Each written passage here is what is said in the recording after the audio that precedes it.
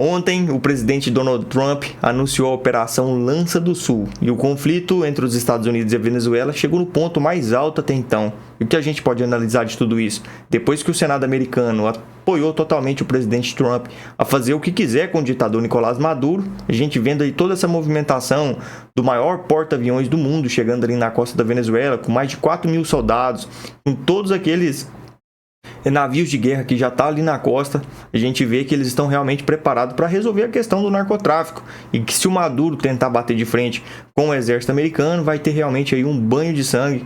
E depois que tudo isso aconteceu de ser autorizada essa operação, a gente pode ter certeza que a qualquer momento aí o ditador bigodudo vai cair do cavalo e a gente vai estar trazendo aqui todas as informações aí para todo mundo. Pessoal, esse aqui é o segundo editorial do dia, a gente está trazendo aqui várias matérias e uma dessas principais é essa que a gente está falando aqui agora, que vai dar muito o que falar, porque isso aqui, ó, é motivo para o Maduro desesperar de uma certa maneira. Não só Maduro, Petro, que também está sempre rebatendo o presidente Donald Trump. E a gente vai ver que isso não vai terminar só na Venezuela de maneira nenhuma. Pessoal, meu nome é Samuel Fernandes. A gente está aqui no canal Editorial Central. Já deixa o seu like aí, já comenta, já ajuda o nosso canal aí a bater a nossa meta de 10 mil inscritos. A gente está sempre aqui trazendo informações de qualidade aqui em primeira mão para todo mundo ficar muito bem informado. E eu quero saber da opinião de vocês sobre todas as matérias que a gente colocar aqui. Vamos começar aqui com essa matéria aqui do Maduro, que tem dado muito o que falar, que na verdade foi o Pete Hegseth, que é o secretário de guerra dos Estados Unidos, antes era Departamento de Estado, mudou até o nome, é Departamento de Defesa, melhor dizendo, mudou até o nome para resolver os problemas do mundo, porque graças a Deus os Estados Unidos têm um presidente da força do presidente Trump. O secretário de Guerra dos Estados Unidos, Pete Hegseth, anunciou nesta quinta que o governo Trump lançou a Operação Lança do Sul, afirmando que a missão ordenada pelo presidente Donald Trump tem como objetivo atingir narcoterroristas e conter os fluxos de drogas no hemisfério ocidental. Hegseth disse que o esforço liderado pela Força Tarefa e pelo Comando Militar do Sul dos Estados Unidos pretende defender a pátria e remover redes criminosas da região. Em um post no X, Hegseth escreveu, abre aspas, o presidente Trump ordenou a ação e o Departamento de Guerra está cumprindo a ordem. Hoje estou anunciando a Operação Lança do Sul. Liderada pela Força Tarefa Conjunta Southern Spear e o SOUTCOM, esta missão defende nossa pátria, remove narcoterroristas do nosso hemisfério e protege nosso país de drogas que estão matando nosso povo. Preste bastante atenção, ele falou do hemisfério, que está completamente tomado, ou seja, o presidente Trump ele acha que a América do Sul virou um continente narcoterrorista. E tomara que ele realmente bota para derreter com todo mundo aí. Porque a gente vê também que esses países que fazem fronteira ali com a Venezuela, na verdade, Colômbia, Brasil, felizmente aqui tá envolvido nessa situação aí, né? O hemisfério ocidental é a vizinhança da América e nós o protegeremos, fecha aspas. Nas últimas semanas, barcos que, segundo o governo dos Estados Unidos, transportavam drogas, foram atacados em águas internacionais. Mais de 70 pessoas foram mortas. Em uma reunião recente com Donald Trump, Pete Hegseth comparou os traficantes de drogas da América Latina com a Al-Qaeda. Counter-cartel, as was mentioned, these are designated terrorist organizations, foreign terrorist organizations. Our generation spent the better part of 2 decades hunting Al-Qaeda, hunting ISIS. Well, as the president said, this is the ISIS, this is the Al-Qaeda of the Western Hemisphere. They intimidate, they terrorize, they extort, they poison the American people. The president's right. Every boat we strike is 25,000 Americans whose lives are saved because of the drugs that were headed in our direction.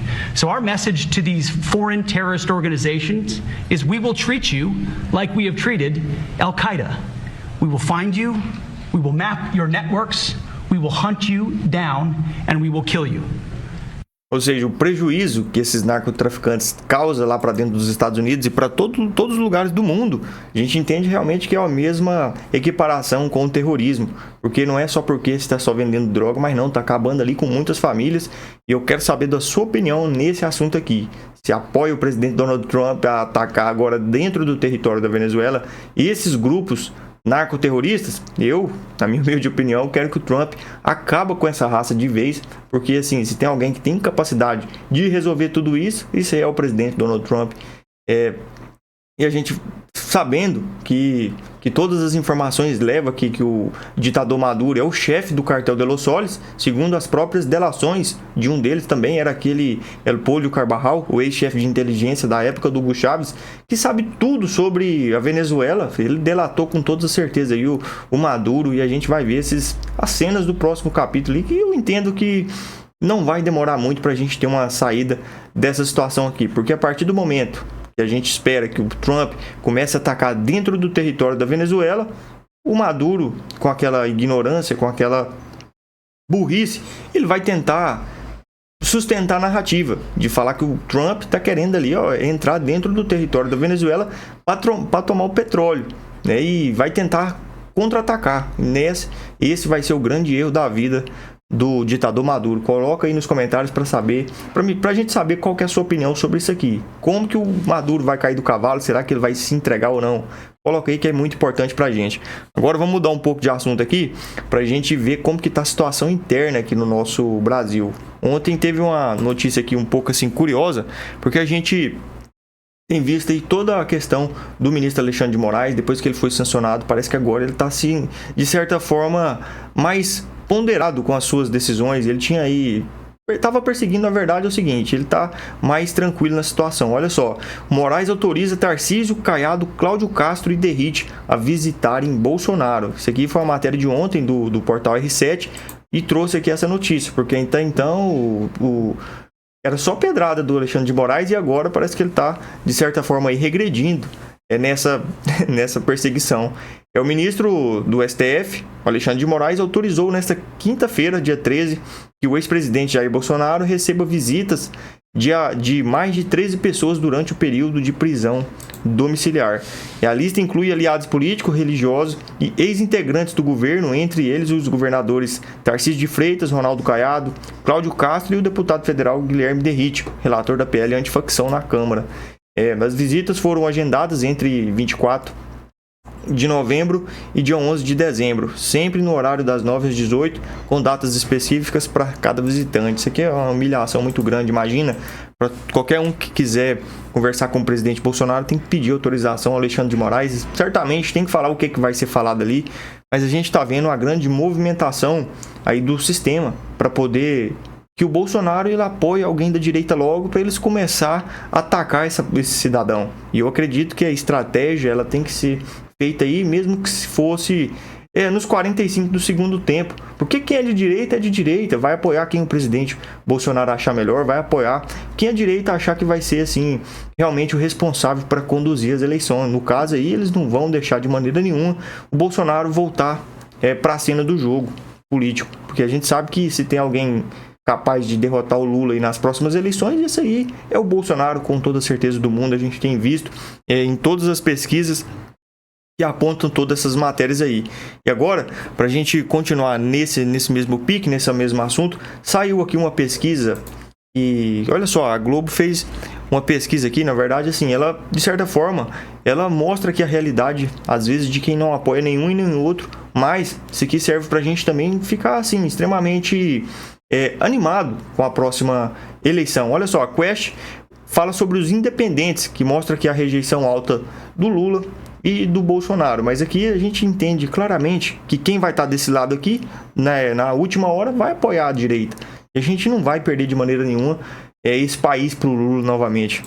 Quando a gente vê essa diminuição, a gente se pergunta onde é que aconteceu o movimento, né? Então, vamos colocar aqui na tela. O assinante da Globo News já está acostumado. Preste atenção nessa pesquisa, porque assim, ela é meio duvidosa. Eu falo assim, ela é meio complicada de ser entendida. A ver a divisão política que a Quest propõe para o Brasil. A gente divide o Brasil em 5 grupos, né? Os lulistas, 18% dos brasileiros se autodenominam lulistas, 15% se autodenominam esquerda não lulista, 31% se consideram independentes, 22% é a direita não bolsonarista e 13% gostam de ser chamados de bolsonaristas no Brasil. Natuza, o lulista e a esquerda não lulista estão calcificados de um lado. A direita não bolsonarista e os bolsonaristas calcificados do outro. Então, o que está em disputa agora? O independente. O que está em jogo nesse momento é quem vai conseguir lutar pelo independente. E aí eu faço aqui um recorte exclusivo, que não foi divulgado ainda, para a Natuza Neri, para a edição das 18, que é o seguinte: olha o movimento que a gente está observando daqueles três governadores em relação aos independentes. Então eu cortei só aquele meio. Aqueles 29%, 31%, né? 31%, verdade. Só aqueles 31%, aquele 1/3. Olha o que aconteceu, Natuza. No caso do Tarcísio de Freitas, o que a gente chama em Minas de um bololô. Tá tudo embolado, né? Você não consegue identificar com clareza como é que os independentes estão se comportando. 36% dos independentes dizem que não vão votar em ninguém, 28% dizem que vão votar no Lula e 30% vão votar no Tarcísio. Ou seja, tá na margem, tudo igual. empatado. Agora, olha que curioso. No caso de Zema e no caso de Caiado, eles têm conseguido, depois da operação, outubro e novembro, conseguir um destaque em relação aos independentes. Ou seja, estes dois governadores, no caso de Caiado, que tem aprovação alta em Goiás e tem muita força política numa agenda sobre segurança pública, e o Zema, que está dando entrevista à torto e direito, dizendo que né, sobre a questão das facções, de igualar o tema das facções a terrorismo, ele está conseguindo mexer com os independentes. Então, Natuza, o que isso aqui revela para a gente? Se na soberania nacional os independentes abriram o espaço, abriram o coração para o governo Lula, na questão da segurança pública, os independentes estão abrindo, na verdade, seus corações para a direita e, em especial, para esses dois governadores. Interessante isso. Pessoal, isso aqui foi assim, por mais que é da Rede Globo, ele fez assim um comentário certíssimo, mas mostra a preocupação desse pessoal aqui, porque realmente hoje a preocupação do brasileiro não é só a educação, não é só a economia, mas sim a segurança pública. E a gente sabe que a esquerda não tem a mínima vocação de falar sobre isso, de proteger o verdadeiro cidadão de bem. E essas pesquisas que mostram aí que a maioria da população ela precisa de um governo que leva realmente a sério isso aí, mostra que a esquerda está desesperada com essa situação. E num momento tão crucial igual é esse, agora sim, eles estão despencando nas pesquisas, em todas as pesquisas aí, que aponta para o ano que vem. E a gente tem que continuar nessa pegada firme, tentando aqui abrir o olho do máximo de pessoas possíveis, porque a situação é clara, a situação é desesperadora para a esquerda sempre. Porque isso aqui, nada mais, nada menos do que por incompetência do próprio governo deles. E aqui para a gente continuar nessa mesma fala aqui, olha só essa publicação aqui feita pela Infomoney. O Haddad, ele não confirma se fica na Fazenda e diz que já entregou tudo a Lula. Isso aqui, mostrando que realmente o desespero está batendo. E se é, no mínimo, assim, muito crítica essa fala aqui, olha só, Haddad confirma Haddad não confirma se fica na Fazenda e diz que já entregou tudo a Lula. Se ele entregou o quê? Será que ele entregou realmente o que o Lula pediu? Falando assim, quebra o Brasil, inferniza aí a população com muito imposto, caos fiscal que a gente precisa. Então, se ele foi realmente isso que o Lula pediu para ele, ele conseguiu fazer tudo. Porque esse cidadão, ele tem assim um currículo diferente de todas as outras pessoas que já passou por esse Brasil. Olha só, ele foi o pior ministro da educação que já teve na história do Brasil, ele foi o pior prefeito da história de São Paulo e agora está sendo o pior ministro da Fazenda, o pior ministro da Economia disparado da história. Então, assim, tem que recuar mesmo. A gente tem que agradecer o Haddad nessa aqui, que se ele confirmando que se fica ou não na Fazenda aí até o final do mandato. Olha só, o ministro da Fazenda, Fernando Haddad, não confirmou se fica à frente da pasta até o final do atual mandato do presidente Luiz Inácio Lula da Silva, que termina no fim de 2026. Em entrevista ao Estadão, Haddad disse que já entregou tudo a Lula, que foi encomendado pelo presidente. Questionado sobre se estará no Ministério da Fazenda em maio de 2026, o prazo para descompatibilização do cargo de ministro para disputar as eleições do próximo ano em abril, Haddad respondeu que não sabe. Eu não conversei com Lula ainda sobre isso. Então a gente vê aí que eles estão assim desesperados com essa situação aí, porque na campanha já está assim se derretendo. a popularidade, o nível de confiança. Se antes aí tinha muitas pessoas que estavam assim animadas com aquela foto que ele teve com o presidente Donald Trump sobre aquela questão das tarifas de negociação, aí está tudo indo por água abaixo e o governo está realmente derretendo, é um fiasco atrás do outro. Essa COP30 mostrou também para o Brasil inteiro que o Lula é só evento vergonhoso, gastando milhões de reais do dinheiro público para fazer praticamente nada, é muito discurso para pouco resultado, e a verdade tem que ser dita. E agora, vamos colocar aqui também um vídeo do vereador de Erechim, na cidade do Rio Grande do Sul. Ele é um pré-candidato aqui para deputado federal, e ele faz assim umas análises políticas que realmente é aquilo que a gente pensa. Ele é um cara assim bem estruturado, sabe o que está falando, e a gente gosta sempre de trazer ele aqui, porque ele sempre explica muito bem as situações aqui de um jeito fácil de entender. Vamos assistir junto aqui. O sistema não está apenas manipulando pesquisas, está manipulando todo o jogo presidencial. Quer entender isso? Pega a pipoca, segue o Rony que eu vou te contar tudo. Com certeza lembram que há poucos dias eu falei que o Lula ia começar a derreter nas pesquisas, principalmente por causa da segurança pública e o que aconteceu no Rio de Janeiro. Eu também falei que Cláudio Castro ia começar a ser testado como presidente. E voilà, foi o que aconteceu. Só que não é só o caso do Cláudio Castro. Primeiro, olha essa notícia aqui. A aprovação do governo Lula cai pela primeira vez desde maio e desaprovação volta a subir. A vantagem fictícia do Lula contra todos os presidenciáveis simplesmente despencou.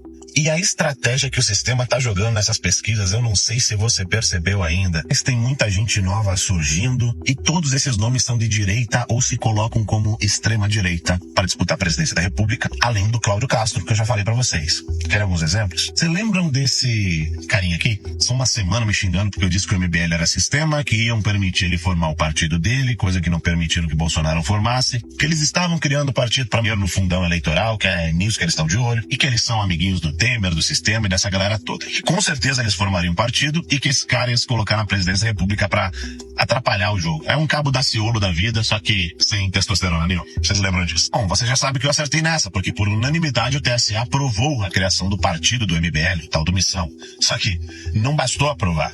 Dá uma olhada nisso daqui, gente. Olha a propaganda que a Globo tá fazendo pra essa galera. Pena de morte e prisão perpétua, o que defende o presidente do partido ligado ao MBL. O cara pré-candidato a presidente, botam ele como se fosse a mais extrema-direita, logo após a pauta da segurança pública se tornar a principal pauta das eleições de 2026, jogando esse cara dentro de um espectro da direita. Ou seja, para pegar alguns votos da direita. Só que tem alguns detalhes, vocês vão rir muito do que eu vou mostrar pra vocês. Que embora eles se colocam como extrema-direita, o Kim Kataguiri, que é o principal nome do MBL, do Partido Missão, disse que Bolsonaro tem que ir preso na cadeia e ir para o hospital só se precisar. Ele ainda disse que não é o caso do Bolsonaro. Ele não precisa ir pro hospital sempre, então quer que ele vá pra Papuda. Ou seja, eles lançam esses novos nomes, né, pra partir pra cima da extrema-direita, mas é uma extrema-direita que quer Bolsonaro preso e na Papuda. Só que como se não bastasse isso, dá uma olhada no que os caras estão fazendo. O desempenho do presidenciável do partido MBL na sua estreia na pesquisa. Sim, os caras já estrearam e botaram o cara na pesquisa pra ver como é que ele vai. É só que no primeiro turno o cara não sai de 1 a 2%. A margem do cara é nada até 3%, que é a tal da margem de erro. Ele é uma margem de erro. Mas aí, gente, pela primeira vez na minha vida eu vi uma coisa incrível. Testaram um candidato da margem de erro no segundo turno contra o Lula. E é aí que vem a grande piada.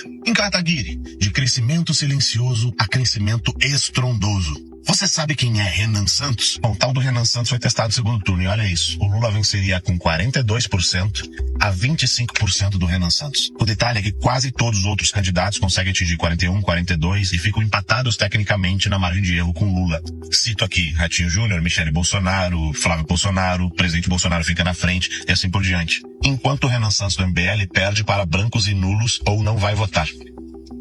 Sabe qual que é a ironia de tudo isso? O MBL fez um movimento, principalmente na internet, defendendo o voto nulo entre Bolsonaro e Lula. Ou seja, para eles, Bolsonaro e Lula eram iguais e eles foram os principais responsáveis pela eleição do Lula, que ganhou por apenas 2 milhões de votos. E hoje, numa pesquisa de segundo turno, num crescimento estrondoso, eles conseguem ficar atrás, e mesmo sendo somente o Lula o candidato, atrás dos brancos, dos brancos e nulos. Olha que ironia. Parece que o povo tem boa memória, pelo menos para algumas coisinhas. Que não para por aí. Não é só a questão do MBL. Parece que todo mundo que é outsider, que consegue surfar na onda da direita, porque algumas pessoas caem no papinho, sendo liberados para concorrer. Olha só que interessante isso aqui. Pablo Marçal tem condenação de inelegibilidade revertida em segunda instância. Gente, Pablo Marçal. E por que Pablo Marçal é tão importante? Porque esse cara praticamente, por detalhe, não foi pro segundo turno nas eleições de São Paulo. E nas últimas eleições ele foi basicamente o nome mais falado. Um outsider total. Não quero me ater aqui diretamente à figura do Pablo Marçal ou à figura do Renan Santos e do MBL, apesar de que o MBL merece que você saiba que eles não têm nada a ver com direito. E o Pablo Marçal tem sim seus pontos positivos, como qualquer pessoa, e tem vários pontos negativos. O que eu tô falando aqui é do jogo do sistema. Eles trazem de volta ao jogo presidenciável vários nomes de outsiders, ou seja, são pessoas que estão fora da política e que tem muita gente de direita que se identifica com esses nomes aqui. Seja para jogar no segundo turno nas eleições de 2026 e causar um grande rebuliço, dificuldade do eleitor de direita entender de fato o que ele quer, bagunçar mesmo o sistema eleitoral, ou seja, para botar todas essas pessoas e começar a pressionar o próprio Bolsonaro para que ele venha escolher de vez o seu candidato à presidência da República do ano que vem. Tudo isso porque a aprovação do Lula derrete por causa da pauta de segurança pública e a direita tem bons nomes que defendem isso. Ou seja, o sistema político não tem problema nenhum em fazer isso. E nas próximas pesquisas vocês já vão ver Cláudio Castro sendo testado, Pablo Marçal sendo testado, e se já testaram até o tal do Renan Santos, que o cara perde para margem de erro no primeiro turno e jogaram o cara no segundo turno para perder para votos nulos e brancos. É para bagunçar. É para te deixar pensando, quem vai ser, quem não vai ser, e assim por diante. Se tem uma coisa que as próprias pesquisas dos caras revelam, é que qualquer candidato sério, não tô falando de MBL, que concorrer contra o Lula no segundo turno com o apoio de Jair Bolsonaro ou o próprio Jair Bolsonaro, vence as eleições. Tudo indica que o sistema quer tudo. O sistema aceita tudo, menos Jair Messias Bolsonaro, porque esse, de fato, é um problema para o sistema. Ainda mais duas informações. Esse realmente ele fez a diferença no Brasil, e a gente vê aí que toda movimentação é para silenciar, é para humilhar, é para fazer tudo que pode fazer com a pessoa que realmente bateu de frente com tudo e realmente a pessoa que pode fazer a diferença. E a gente vai ver aí as cenas aí dos próximos capítulos desse assunto. A gente vai estar trazendo sempre novidades aqui sobre toda a movimentação, porque isso é muito importante. E ele pontuou muito bem aqui onde disse que o sistema tá maluco para Bolsonaro logo apoiar uma pessoa ali para poder começar a atacar esse cidadão.